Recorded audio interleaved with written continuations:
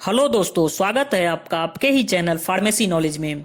आज हमारा टॉपिक है बेसिक इंट्रोडक्शन ऑफ फार्माकोलॉजी कि फार्माकोलॉजी के क्या क्या बेसिक टर्म्स हैं, इसके बारे में आज हम जानेंगे। अगर किसी ने अभी अभी फार्माकोलॉजी पढ़ना स्टार्ट किया है तो उसके लिए ये वीडियो बहुत ही इम्पोर्टेंट है, क्योंकि इन्हीं बेसिक टर्म्स को जान के वो आगे फार्माकोलॉजी सब्जेक्ट को समझ सकेंगे। तो चलिए हम स्टार्ट करते हैं। सबसे पहले जानेंगे व्हाट इज फार्माकोलॉजी, कि फार्माकोलॉजी सब्जेक्ट क्या है, इसके अंदर हम क्या क्या चीज का स्टडी करते हैं। तो pharmacology is the study of drugs, simple language में कि ड्रग्स का कंप्लीट स्टडी जो करते हैं वो फार्माकोलॉजी सब्जेक्ट कहा जाता है उसे।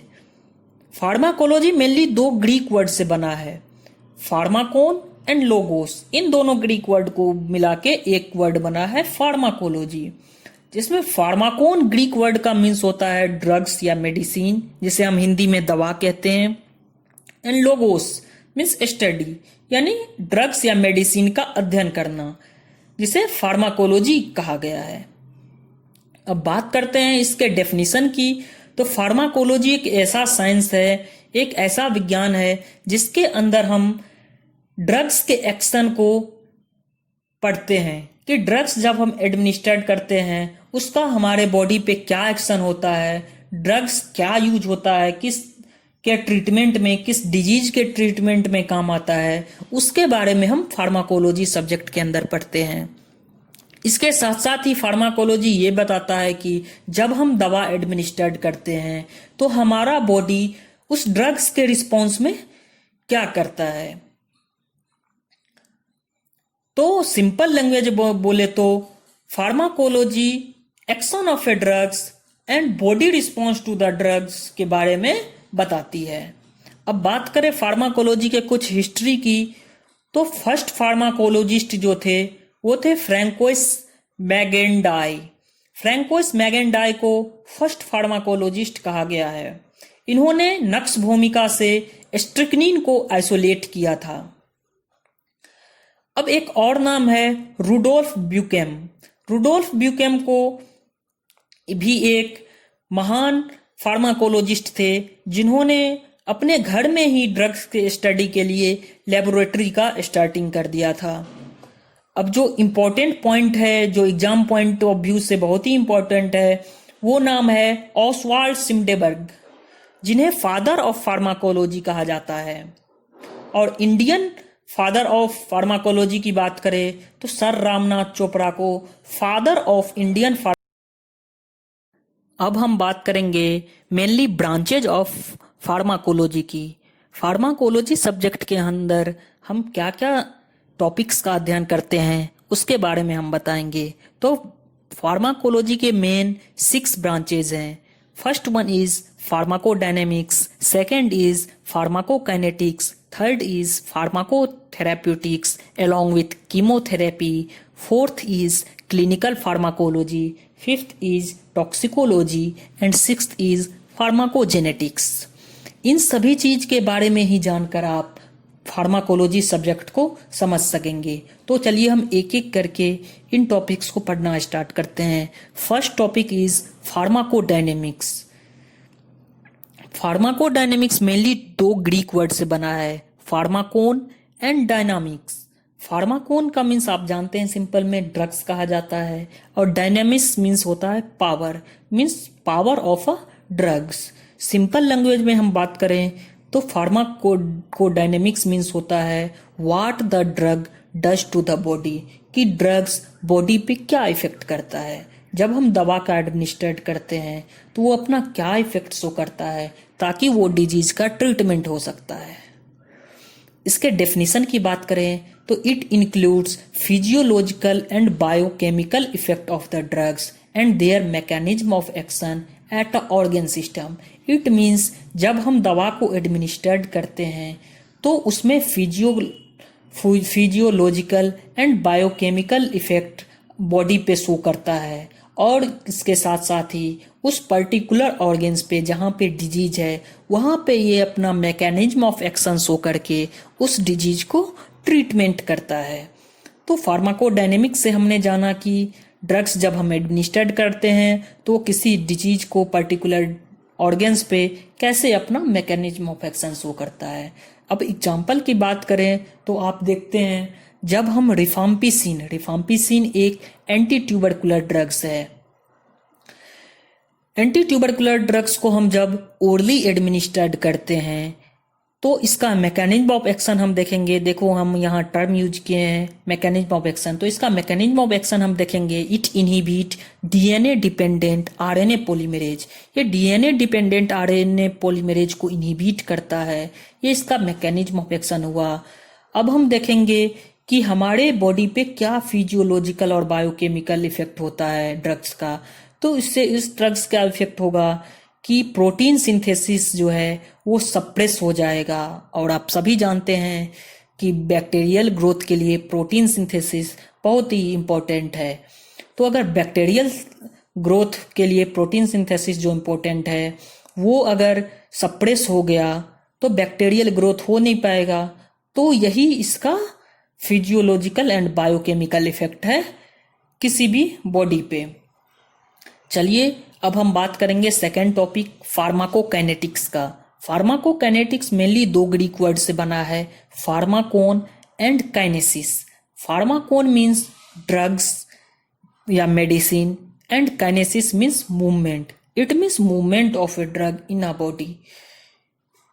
सिंपल लैंग्वेज में बात करें तो what the body does to the drug, कि बॉडी ड्रग्स के साथ क्या करती है। जब हम एडमिनिस्ट्रेट करते हैं ड्रग्स का तो हमारा बॉडी उसके रिस्पॉन्स में क्या करता है, इसके बारे में हमें फार्माकोकाइनेटिक्स से पता चलता है। इसका डेफिनेशन के बारे में बात करें तो this refers to the movement of a drug and alteration of the drug by the body, कि जब हम बॉडी में ड्रग्स का एडमिनिस्ट्रेशन करते हैं तो ये ड्रग्स मूवमेंट करता है और उस मूवमेंट के चलते उस ड्रग्स में अल्ट्रेशन आती है, जिससे कि ड्रग्स अपना शेप से हटकर वो अपने पर्टिकुलर ऑर्गन पे इफेक्ट शो करता है। इस फार्माकोकाइनेटिक्स में हमें यह भी पता चलता है कि ड्रग्स आफ्टर एडमिनिस्ट्रेशन उसका absorption, distribution, bio transformation and excretion होता है। कि ड्रग्स जब हम एडमिनिस्टर्ड करते हैं, मान लो कोई भी ड्रग्स है उसे हम ओरली एडमिनिस्टर्ड करें तो वो सबसे पहले गैस्ट्रो इंटेस्टाइनल ट्रैक्ट में जाके एब्जॉर्ब होगा। इस प्रोसेस को हम बोलेंगे एब्जॉर्प्शन ऑफ द ड्रग।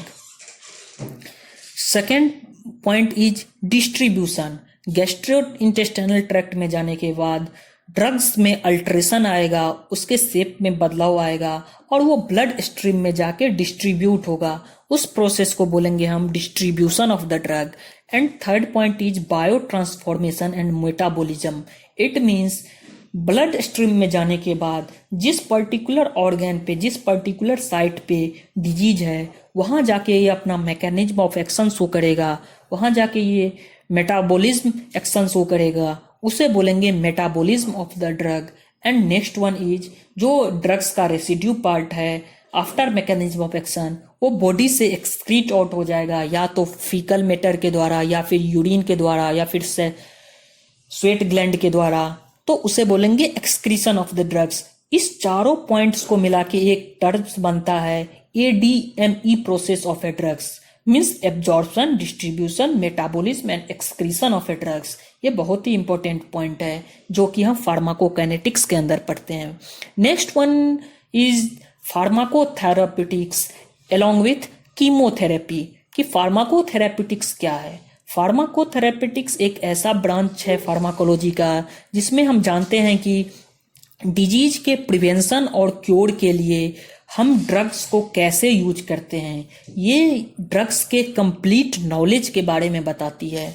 फार्माकोथेराप्यूटिक्स के मेनली दो टाइप्स हैं। First one is rational pharmacotherapeutics and second one is empirical फार्माकोथेराप्यूटिक्स।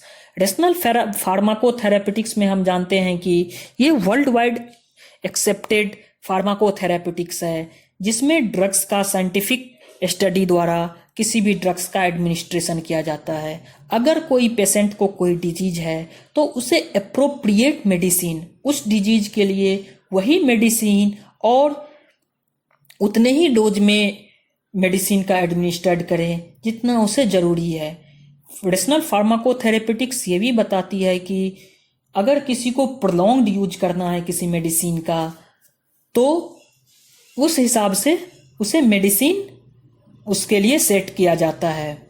इसके साथ ही रेशनल फार्माकोथेरेपेटिक्स ये बताती है कि किसी भी पेशेंट के लिए मेडिसिन का जो कॉस्ट है वो हमेशा इकोनॉमिकली होना चाहिए, कि ताकि उस पर बर्डन ना पड़ सके। लोएस्ट कॉस्ट होना चाहिए उस पेशेंट के लिए या फिर किसी भी कम्युनिटी के लिए किसी भी दवा का कॉस्ट।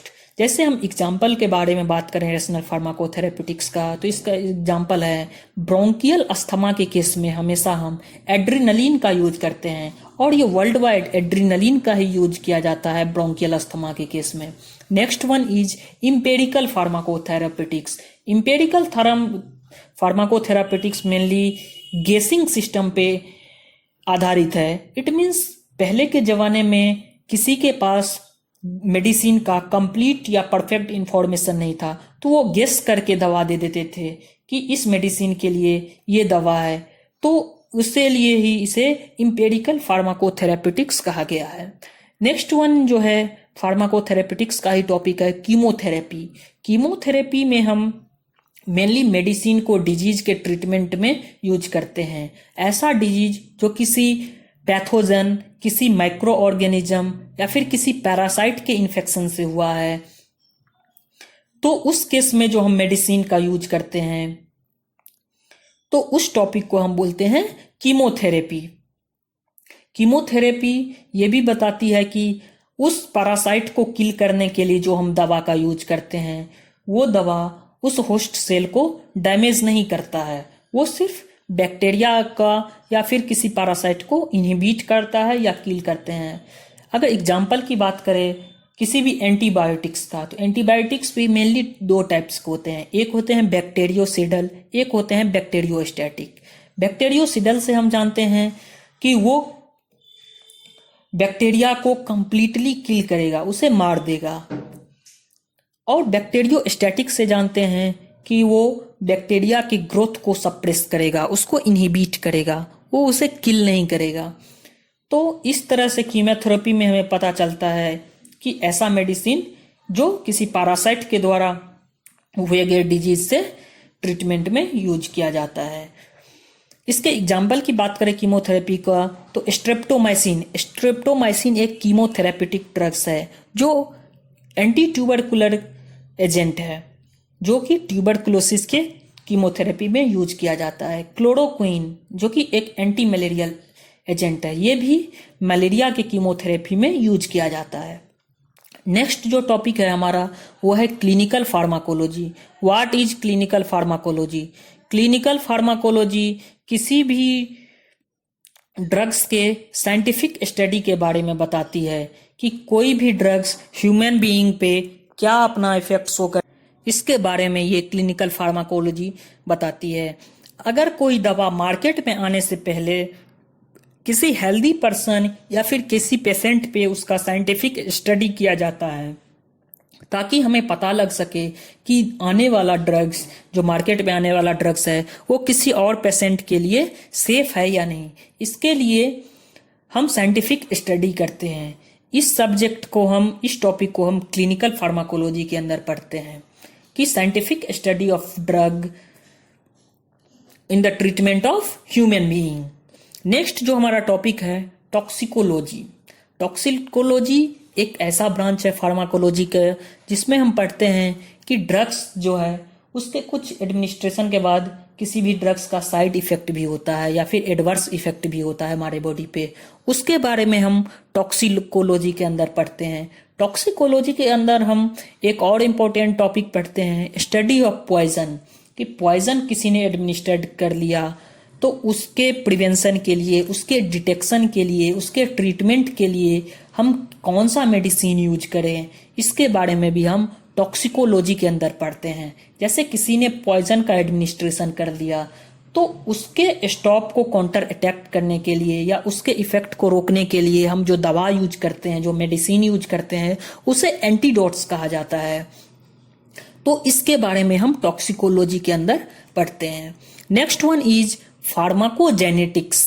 फार्माकोजेनेटिक्स ये है कि किसी भी जेनेटिक फैक्टर के द्वारा, किसी भी जेनेटिक फैक्टर के कारण ड्रग्स के रिस्पॉन्स में वेरिएशन का आ जाना।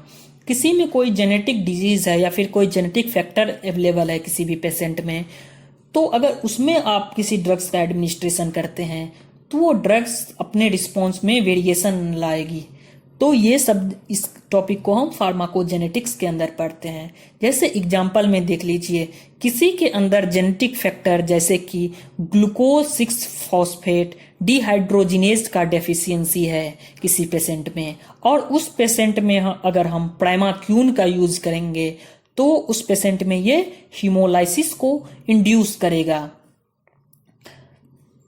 नेक्स्ट जो हमारा टॉपिक है वो है ड्रग्स, कि ड्रग्स क्या है।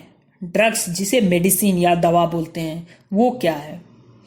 ड्रग्स एक ऐसा केमिकल एजेंट है जो किसी भी डिजीज के डायग्नोसिस, प्रिवेंशन, ट्रीटमेंट और क्योर के लिए यूज किया जाता है। अगर किसी को कोई बीमारी हुआ है, किसी को कोई डिजीज हुआ है, तो उसको सबसे पहले डायग्नोसिस किया जाता है कि ये किस टाइप का डिजीज है, इसको किस तरह की बीमारी है, तो उस टर्म को हम बोलते हैं डायग्नोसिस। फिर दूसरा टर्म जो है हमारा प्रिवेंशन। प्रिवेंशन मीन्स अगर किसी को डिजीज होने वाला है, प्राइमरी स्टेज में है, तो हम पहले उसको प्रिवेंट के लिए कुछ दवा एडमिनिस्ट्रेट करते हैं, तो उस टर्म को हम बोलते हैं प्रिवेंशन।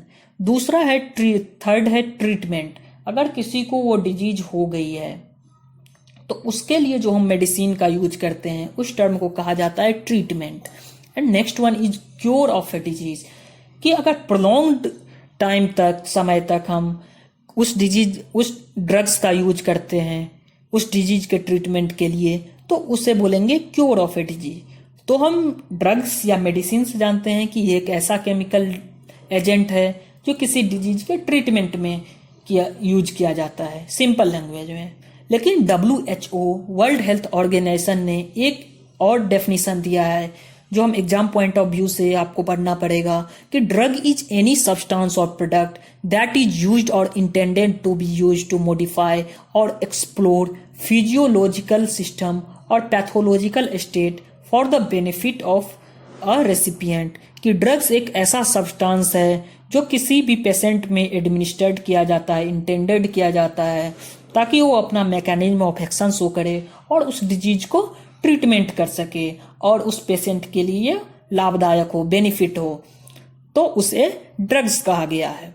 अब हम बात करेंगे सोर्सेज ऑफ ड्रग्स के बारे में, कि ड्रग्स हमें किस किस सोर्स से ऑब्टेन्ड होता है। तो फर्स्ट है drugs obtained from plant source, कि प्लांट सोर्स से जो हम ड्रग्स को ऑब्टेन्ड करते हैं उसमें जो हम प्लांट्स का पार्ट यूज करते हैं, जैसे कि लीव्स हो गया, फ्लावर हो गया, सीड्स, बार्क्स, बल्ब्स।